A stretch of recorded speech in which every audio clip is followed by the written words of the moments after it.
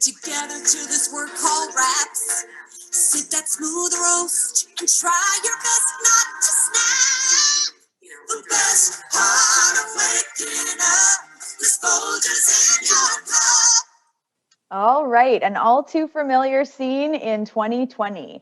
So welcome to our presentation. This is Working Mothers Wellbeing in 2020, a current challenge project. We have Cecilia, June, Larissa, and Jamie on our team. So what we're going to do for today is going to introduce this issue of working mothers' well-being during a global pandemic. We're going to show you kind of how we validated that this is in fact an issue by showing you our data collection and evidence gathering methods. We're going to define well-being. We're going to apply OB constructs and theories to this issue. And then we're going to wrap up showing some gaps in the research and where we think research should head in the future to really help tackle this issue from an OB perspective.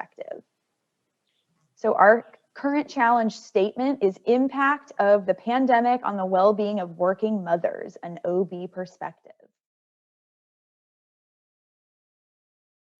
There are so many challenges facing working mothers today, not only the challenges of multitasking and all the things happening in this work at home environment, but also work family conflict and boundary erosion, and also homeschooling and having your kids right outside of your office and not really getting enough transition time.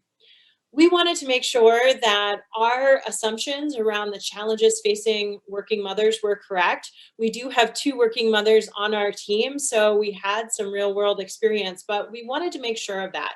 So we looked at current research, also mainstream media articles, and then we did an online poll to really validate what's going on with working mothers today. And what we found is that our assumptions were correct. What we did is we did a convenience and snowball sampling method, and we did it for almost a month, and we were fortunate to get 50 working mothers to respond to the question, what is one word that captures how you are feeling being a working mother during this year of global pandemic?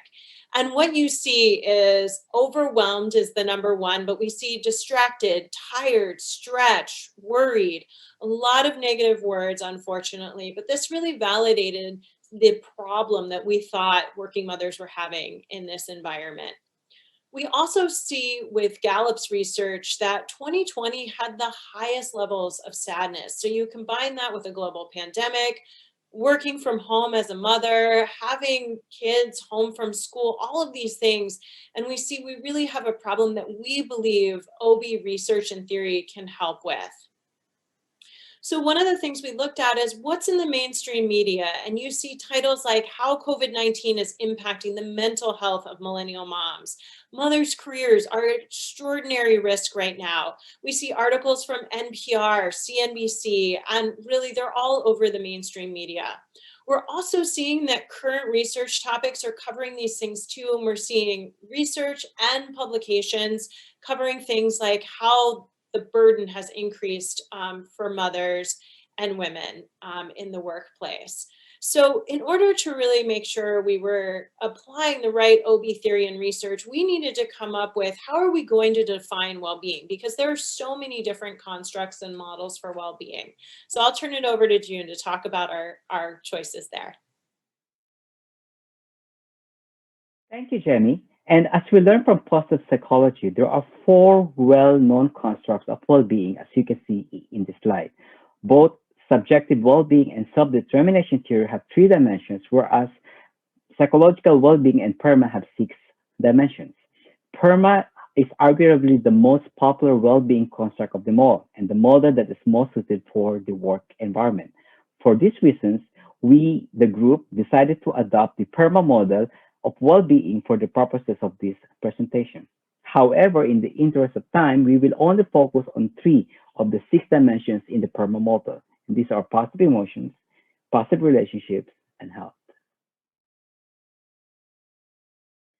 Positive emotions are people's reactions to cognitive appraisals that are thought to bring benefits to people. Examples of these positive emotions are joy, hope, optimism, and love.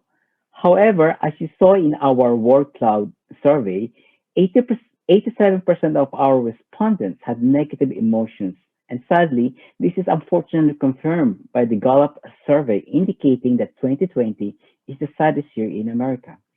Further, our literature review, both from the popular mainstream media and the academic sources, revealed that this pandemic brought to working mothers tremendous emotional labor and exhaustion that resulted to a lot of burnout and disengagement. Fortunately, through this course, we know that there are a lot of albeit theories and interventions that can help address this challenge. These include behavioral and cognitive coping strategies, deep level acting, and our personal favorite, enhancing emotional intelligence by increasing self and other awareness, emotion regulation, and the proper use of emotion. Are about the depth and connection that someone has to the people that matter, their significant others. And what we're seeing is with so many moms being pulled in so many directions, those relationships that matter most are not getting the attention and energy that they really deserve. And so we look to OB research and theory, specifically conservation of resource theory, and recognizing that energy is going out and so much energy is going out that working mothers are getting drained. They're not having enough energy for those positive relationships.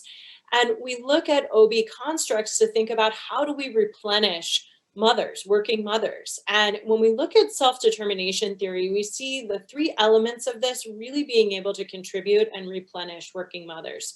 Competence, learning something new, perhaps like an activity like mindfulness, connection or relatedness, finding other connections and colleagues that build on that connection, and autonomy, really focused on meaning related activities for these working moms. And we think that all of these things will help replenish and get energy back in.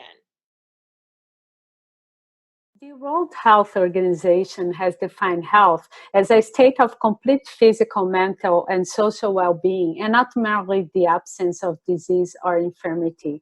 We think that current challenges that working mothers face regarding physical level has to do not only with them having to sit long hours in front of a screen, but also having to manage to take care of the health of the whole family around them. So we do think that strategies like goal setting strategies and theories like the reinforcement could assist them creating new healthy habits that they could monitor around nutrition, physical activities, and even the use of their own character strengths to cope with the demands of the day-to-day life so that don't feel that much overwhelmed.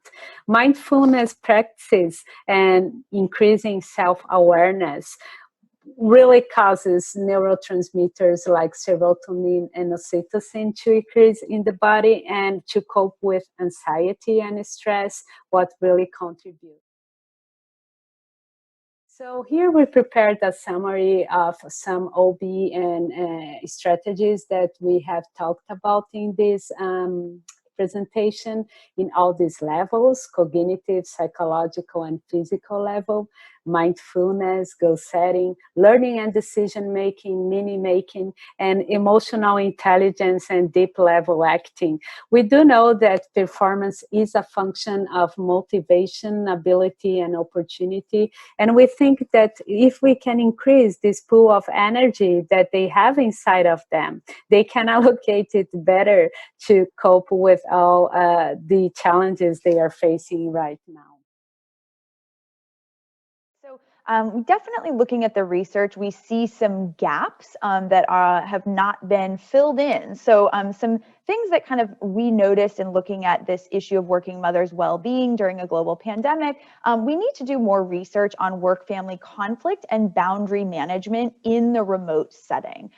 We also need to, we're missing research on working during a global pandemic with school shutdowns. This is unprecedented times. We've never seen this before. So expanding research in that area, and then also looking at leadership and justice around the issue of working mothers' well-being and how that's making women feel, how that is being led in the research. It's just not there right now.